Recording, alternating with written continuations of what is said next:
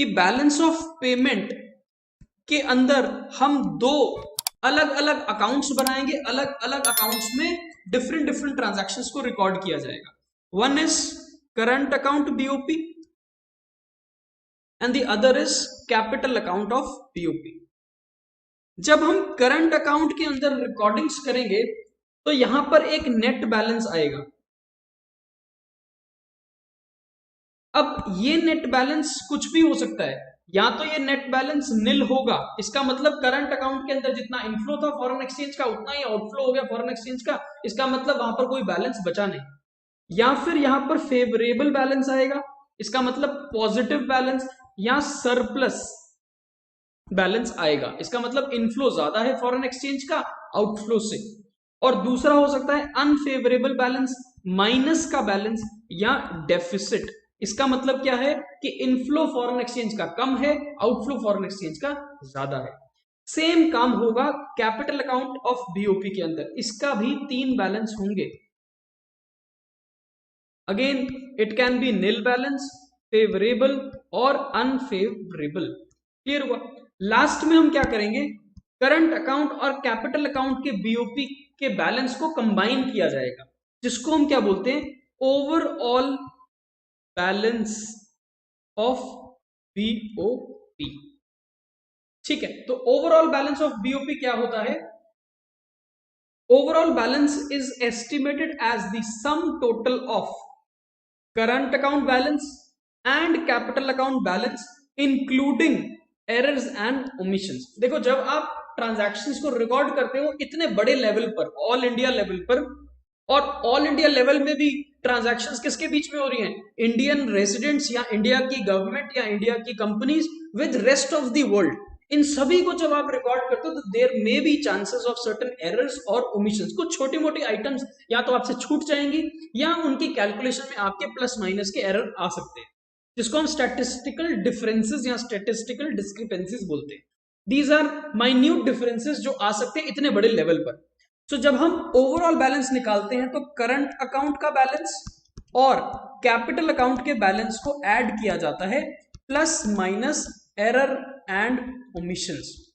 ठीक है, so what is overall balance? It is the total balance, some total of current account and capital account balance plus minus errors and omissions।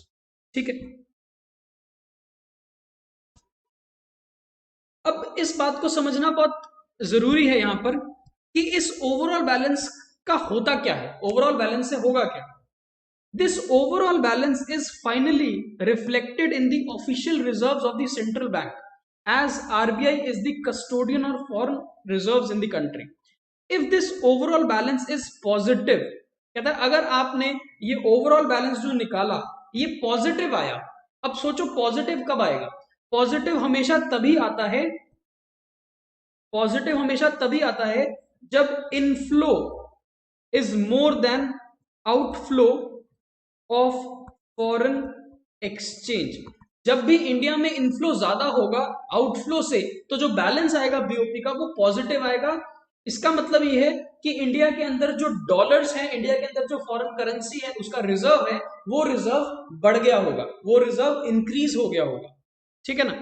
सो हम यहां क्या बोल रहे हैं, if the overall balance is positive it increases the reserves held by RBI. Official reserves किसके पास होती हैं, RBI के पास होती हैं। तो आरबीआई की बैलेंस शीट के अंदर जितनी भी फॉरेन एक्सचेंज रिजर्व, जिसको हम ऑफिशियल रिजर्व्स ऑफ इंडिया बोलते हैं, उस रिजर्व के अंदर और पैसा ऐड हो जाएगा, because balance of payment favourable है। इसका मतलब बाहर से जो डॉलर्स आए हैं, बाहर से जो फॉरेन एक्सचेंज आया है, उस एक्सचेंज के कारण जो आरबीआई के पास ऑफिशियल रिजर्व है उसके अंदर इंक्रीज आ जाएगा।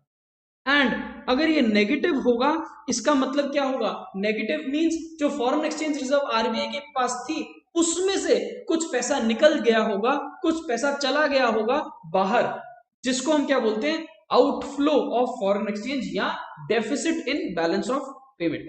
एक बात बहुत क्लियरली आप ये बात को समझो कि अगर बैलेंस ऑफ पेमेंट जब आपने ओवरऑल निकाला वो 100 मिलियन डॉलर पॉजिटिव आ गया, आपने क्या किया, आपने करंट अकाउंट का बैलेंस निकाला, कैपिटल अकाउंट का बैलेंस निकाला, प्लस माइनस एरर और ओमिशन किया, उसके बाद आपने जब नेट बैलेंस देखा, ओवरऑल बैलेंस देखा, बैलेंस ऑफ पेमेंट का, वो पॉजिटिव है।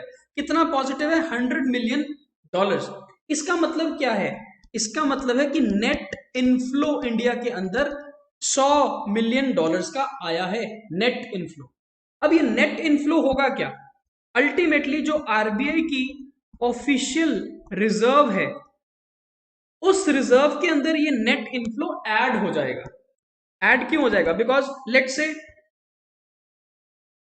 $200 मिलियन का एग्जांपल ले रहा हूं, इतना कम नहीं है, बिलियंस में है, 500-600 बिलियन है। $200 मिलियन का इंडिया के पास स्टार्टिंग ऑफ द ईयर में बैलेंस था रिजर्व का, ठीक है। बहुत सा पैसा इंडिया में आया, फॉरेन एक्सचेंज इनफ्लो, बहुत सा पैसा इंडिया से बाहर गया, foreign exchange outflow. Net inflow कितना आया? $100 मिलियन का। अब ये $100 मिलियन तो ऐड हो गए ना हमारे ओपनिंग बैलेंस के अंदर। तो अगर हमारा ओपनिंग बैलेंस $200 मिलियन था in the starting of the year, और overall balance of the payment account at the end of the year is positive $100 million, इसका मतलब जब 200 के अंदर 100 ऐड हुआ होगा तो हमारी जो ऑफिशियल रिजर्व्स का क्लोजिंग बैलेंस आरबीआई की बैलेंस शीट दिखाएगी, वो कितना दिखाएगी? $300 मिलियन का। इसका मतलब क्या है? Whenever the overall balance is positive, इसका मतलब there will be increase in the RBI's official reserve of foreign exchange. If the balance is negative, इसका मतलब क्या होगा? There will be a decrease in the RBI's official reserve of foreign exchange balance. बस इतना सा मतलब है। And this overall increase और decrease in the official reserve is also part of capital account transaction. यानी कि जो कैपिटल अकाउंट हमने पढ़ा था, उस कैपिटल अकाउंट के अंदर बोरोइंग्स, इन्वेस्टमेंट, अदर आइटम्स, और एक और होगी movement in foreign exchange reserve of RBI. तो जब हम करंट अकाउंट की बात करते हैं, वहां पर हमने ट्रांजैक्शंस क्या पढ़ी थी? वहां पर हमने पढ़ी थी विजिबल ट्रेड, इनविजिबल आइटम और करंट ट्रांसफर्स। यहां पर कैपिटल अकाउंट के अंदर हम क्या पढ़ रहे हैं? बोरोइंग्स, इन्वेस्टमेंट, अदर आइटम्स, जिसमें हम बोलते हैं जो एनआरआई डिपॉजिट है, बैंकिंग कैपिटल ट्रांजैक्शन है, या फिर अदर ट्रांजैक्शंस भी होती हैं इसके अंदर।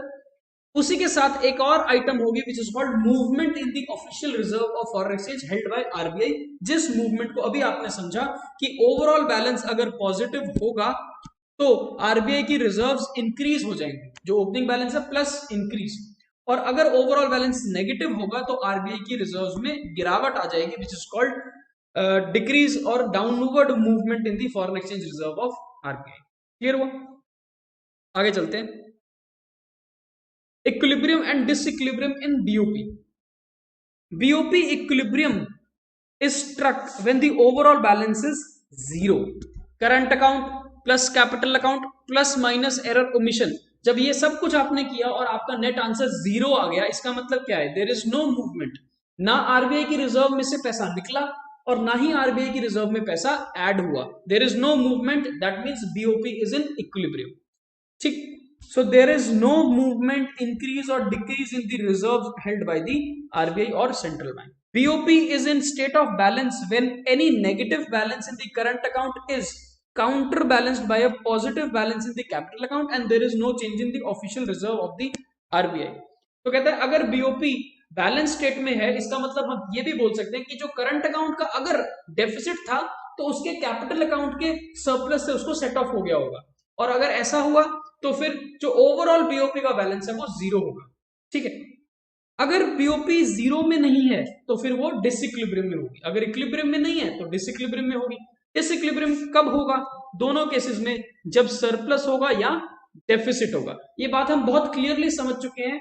Disequilibrium in the government budget chapter, है ना। गवर्नमेंट बजट में भी हमने बोला था या तो बजट बैलेंस होगा या डेफिसिट में होगा या सरप्लस में होगा। सिमिलरली बीओपी जो फॉरेन एक्सचेंज रिजर्व की ट्रांजैक्शंस की डिटेल देता है, इनफ्लो और आउटफ्लो की बात करता है, वो भी 3 सिचुएशंस दे सकता है, इक्विलिब्रियम या डिसइक्विलिब्रियम।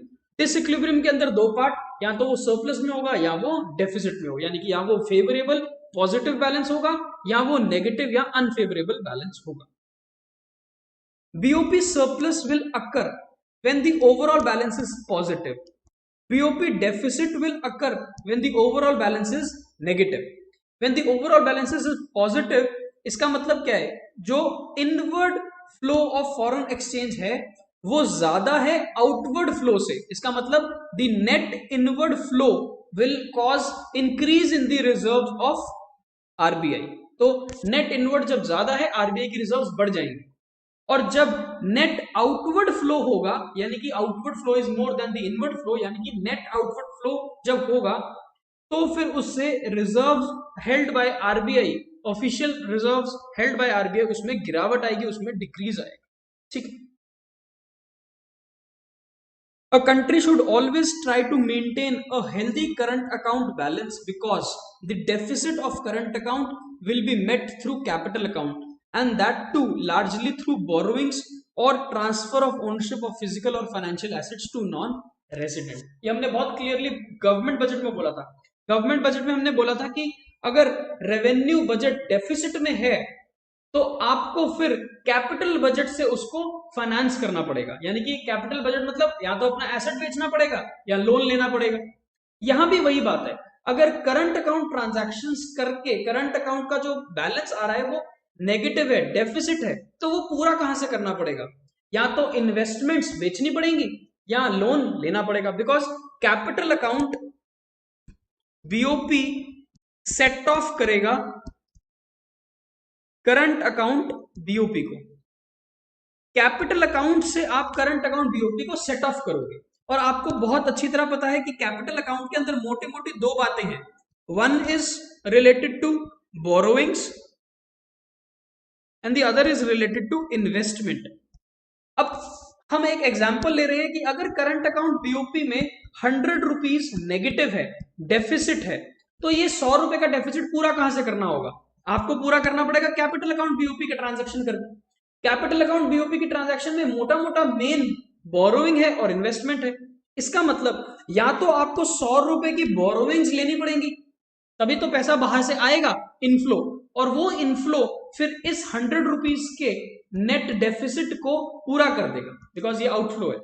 या फिर अगर आप बोरोइंग्स नहीं लेना चाहते तो फिर आपको इन्वेस्टमेंट्स बेचनी पड़ेंगी, है ना. बिकॉज अगर आप इन्वेस्टमेंट बेचोगे तभी तो बाहर से पैसा इंडिया में आएगा, तो फिर आपको 100 रुपीज की इन्वेस्टमेंट बेचनी पड़ेगी. इन बोथ दिस केसेस हो क्या रहा है? या तो आपका एसेट घट रहा है, इन्वेस्टमेंट बेच रहे हो, एसेट कम हो रहा है, उसकी ओनरशिप इंडिया के रेजिडेंट से बदल के बाहर के किसी मालिक को चली जाएगी. बाहर का कोई बंदा, बाहर का कोई रेजिडेंट, बाहर की कोई कंट्री इंडिया के एसेट का मालिक बन जाएगा. या फिर आपको बाहर से इंडिया के ऊपर लोन लेना पड़ेगा, बाहर से बोरोइंग्स लेनी पड़ेगी. In both these cases the ownership of asset और लायबिलिटीज विल चेंज. तो ये बहुत जरूरी है कि करंट अकाउंट BOP को पहले मैनेज किया जाए. जब तक करंट अकाउंट BOP को मैनेज नहीं किया जाएगा, जब तक आपको ये नहीं पता होगा कि इसके अंदर सरप्लस है या डेफिसिट है, तब तक आप कैपिटल अकाउंट BOP को सेट ऑफ नहीं करवा पाओगे. तो इट इज वेरी नेचुरल कि कैपिटल अकाउंट BOP का जो बैलेंस है वही सेट ऑफ करेगा करंट अकाउंट BOP के डेफिसिट को या सरप्लस. ठीक है.